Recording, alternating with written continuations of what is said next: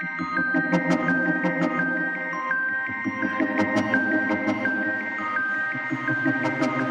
was contacted earlier in the week via social media, well, by several people, to be honest with you, that one of the Facebook pages, a Flamborough one, had got a post up about someone, a holiday maker, who claimed to have seen a big cat, a panther.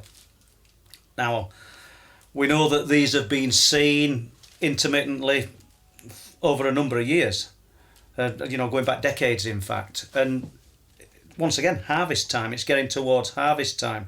So I think that's pretty relevant as well. But interestingly, this was seen near the RSPB reserve. I mean, nobody can accuse me of creating stories or anything like that. This is totally independent, just like the Buckton ones of a few years ago.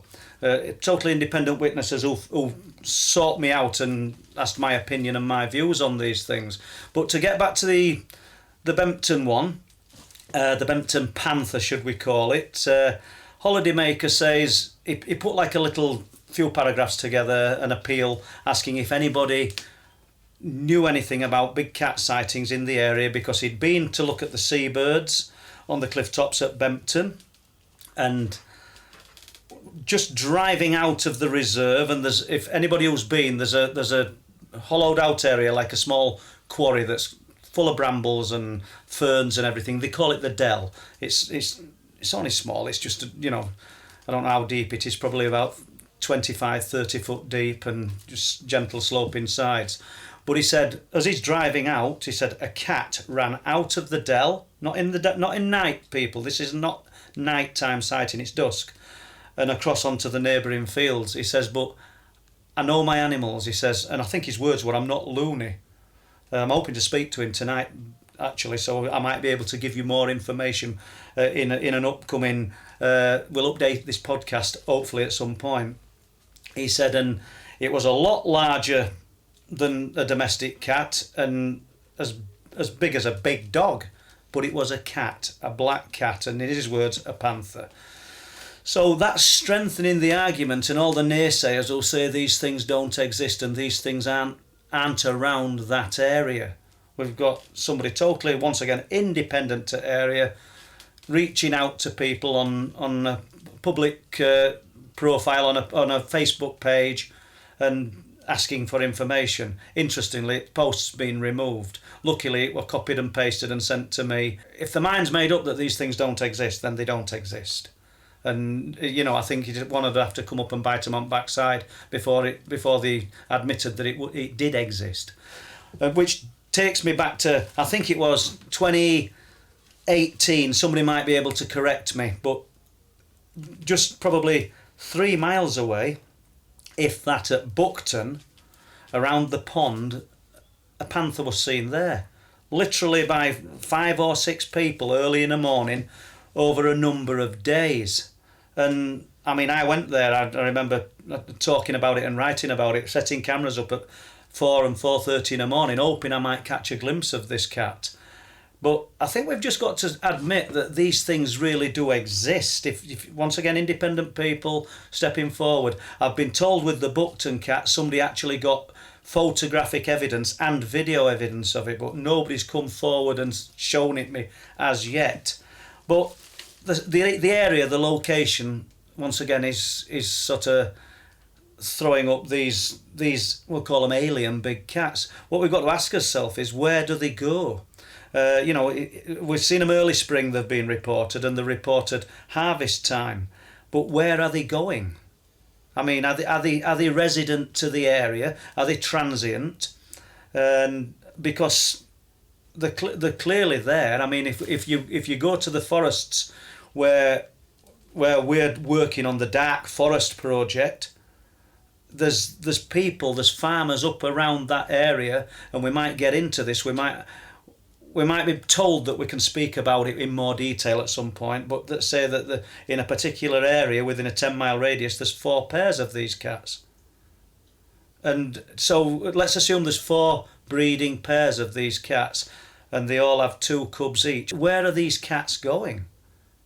And the farmers are all well aware of it. It's a like an in secret that the people in the area, the people in the villages. It's just a closely kept and closely guarded thing that they know they're there. We're not telling outsiders, probably because they don't want people like Paul Sinclair setting up cameras and walking on their land. And that is understandable. I mean, we might be respectful to people's property, but not everybody is, But so we've got, jumping back to it, we've got the recent sighting then of a panther-type cat at Bempton. Another element to the strangeness. And, I just hope that we've got a little bit of an update for you in the weeks to come on more detail on what this cat were actually like, as in its build. Was it lean and sort of long and thin? Was it muscular? And, because we've got to think to ourselves, like, we're talking about an apex predator here. And it's just going over top of most people's heads. But if it's there, it's there. If we stay with cats, because I said some of them are historic, I mean, they go back much further than the 1990s, but I think it was 1997. And if anybody's read First Truth Proof book and I've got the year wrong, then correct me. There's a lady called Betty Chadwick and her husband. They were going. I think they were going to a flower show at Burton Agnes.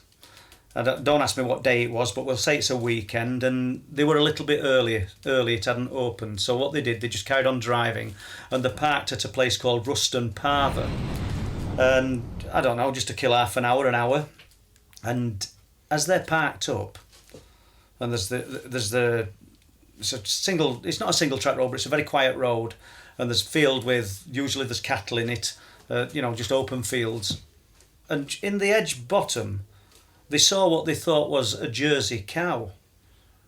And sort of Betty's looking at it and her husband, and they're thinking, what's it? That calf, let me correct myself, in the calf. And they're saying, what's that calf doing on its own, away from its mum? And they looked, and there's no more cows in the field. I mean, I could pass it today, and there might be, but at this point, she said there were no cows in. She said, and the next thing, it stood up. And it's obviously on all fours. And she said, it's like a mountain lion. Or a young lion. That's how she described it, and her husband saw it as well. Said her husband were really sort of familiar with wildlife, and that's what it was. She said, no, obviously it's proper. It's large. It's not like, even though it's the same height as, say, a mastiff dog, it's a lion of some sort, and they described it as a mountain lion. She said, and its tail flicked out and it sprayed the hedge.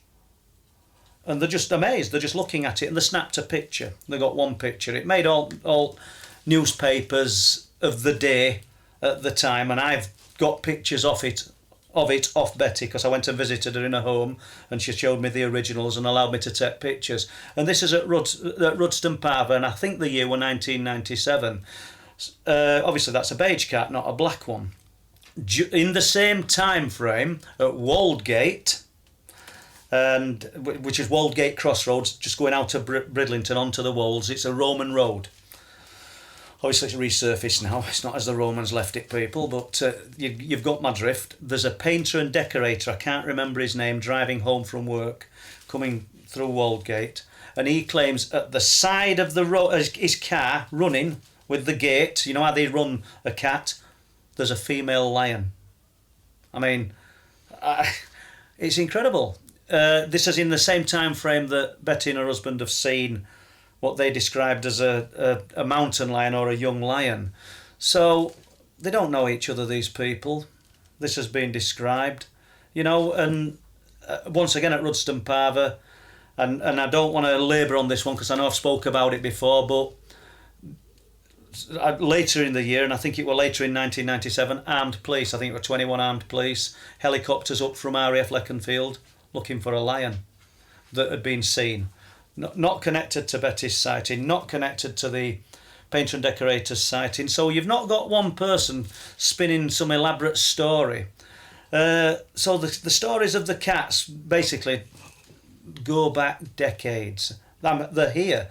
I don't know how they remain so elusive, because it really is strange. If we jump to the Buckton ones briefly, the sighting of the black cat at Buckton was seen over a number of days by quite a lot of people, and then it just seemed to vanish like a ghost. It had gone. You know, there's a ravine at Speeton, and it's very close to where we talked about this Speeton, we'll call it werewolf type creature that somebody told us about a few months ago, told me and Bob Brown on the cliff tops. But there's a guy told me that he were walking with friends along the side of the ravine, and it's quite steep on a summer's afternoon, and he saw what he described as a lion drop down into the ravine. He said, you know how they are with the muscular on the shoulders and sort of narrow together as the. He said, he says, my friends didn't see it. He says, I just saw it go down and disappear into undergrowth. But, you know, there's so many questions that clash with questions or crave answers that, in my head, I believe they're seeing these things. And then another part of me says, it can't be. This is something that requires a lot of calories. It requires a lot of energy. It doesn't see us as a threat. You know, it's an apex predator, so why aren't we seeing fatalities? So one part of me is sort of pro the story, and yes, I believe the people, and another part of me is saying, well, no, it can't be. So are we seeing something else? Is there a paranormal aspect to this? Because as we know, you know, big cats should not, and supposedly are not in the UK, but we've got all these people that constantly, not just from around East and North Yorkshire, all parts of the country are reporting them. My point is, why are we getting these spate of sightings that come together in different parts of the country at certain times of the year? I mean, somebody might have an answer. I mean, it is harvest time. Maybe they're taking advantage of the crops to lose themselves in and exposing themselves a little bit more. I really don't know, but you know, it's just interesting aspect of it, the big cats. And there's one more story that throws it into the realms of the unexplained, shall we say. And I can't remember the date, but I remember the guy's name, because I'll not say his surname, but his first name was Bev. So, you know, and he was travelling to work to the Malton Bacon factory, and something tells me what 1980s. He were in an Austin Maestro car. That's just come to me as well, so you can chuck your mind back to that. And he's just come through Rudston once again, and he's on a long stretch of road, and he sees, I think he said, a rabbit laid at the side of the road, and at the side of it there was a dog laid at the side of the road, and there was another animal laid at the side of the road that he couldn't identify. And there's a picture of him in the newspaper. I've got the clipping and I've got the story, because this is where the story gets really strange. He said, because he slowed down to look at them and they're laid dead. He says, and then a black cat ran out and ran into the side of his car. He thought it was going to turn his car over, which sounds ridiculous, because we know that I don't think a black cat weighing 120 pound, apart from making a nasty dint and shocking you, would turn your car over. And then it slipped away into the night. So the rabbit, the dog, the animal he couldn't identify, and then a black cat running out into the road. I'm not asking people to take everything he's saying as 100% gospel truth, but what you've got to think is, the picture showed him stood at the side of his car pointing to a massive dint inside a car, and he's telling this story. That guy will not have been received without more than a few smiles for telling that story. Let's put it that way. So why? He'd nothing to gain. And it's a really, really unusual story. Well, I think it is. I don't know how it's been received with you guys, but it just come into my mind while we were talking about the big cats. So there you have it.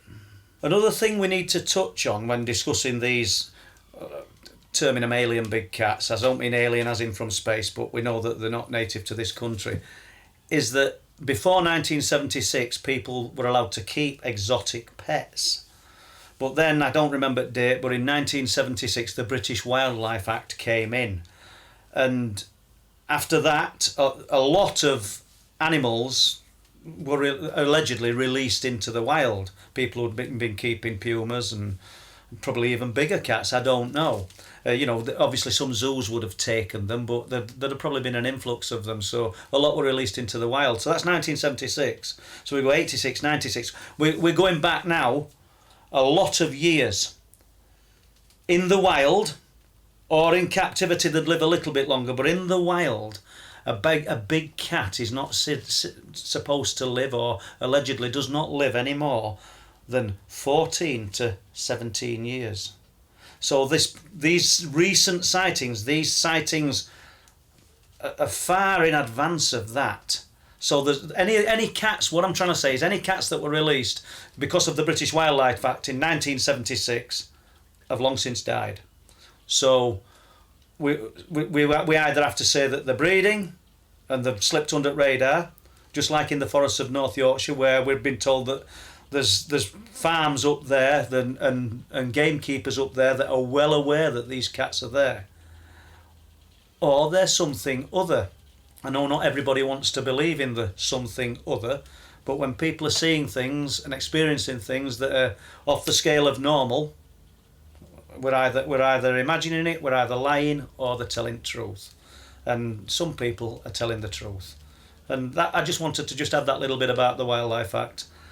So, I mean, it's possible the breeding, but there's a few alternatives.